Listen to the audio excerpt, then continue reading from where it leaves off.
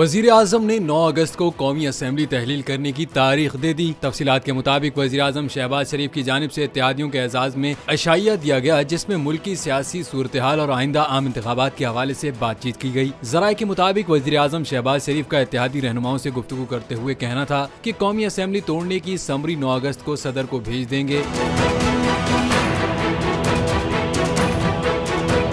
सराय का ये भी बताना है कि वज़ीर आज़म शहबाज शरीफ ने कहा है कि निगरान वज़ीर आज़म के नाम के लिए आइंदा 2 से 3 रोज में मुशावरत मुकम्मल कर लेंगे। वाज़ेह रहे कि इलेक्शन कमीशन का कहना है कि अगर 12 अगस्त तक असेंबली तहलील हुई तो 11 अक्टूबर से पहले इलेक्शन करवा देंगे, क्योंकि मौजूदा कौमी असेंबली की मुद्दत 12 अगस्त की रात 12 बजे खत्म हो रही है।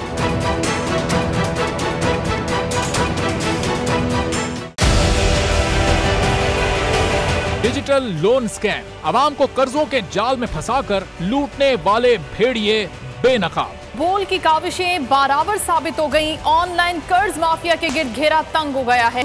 बोल ने दिया अपने आवाम का साथ, उठाई इस स्कैम के खिलाफ आवाज। बोल की डिजिटल लोन स्कैम के खिलाफ आगाही मुहिम की सबसे बड़ी ट्रांसमिशन 59% आवाम ने देखी अपनी स्क्रीन पर, क्योंकि बोल है पाकिस्तान का नंबर 1 न्यूज चैनल। सब्सक्राइब करें और बेल दबाएं ताकि कोई खबर रह न जाए।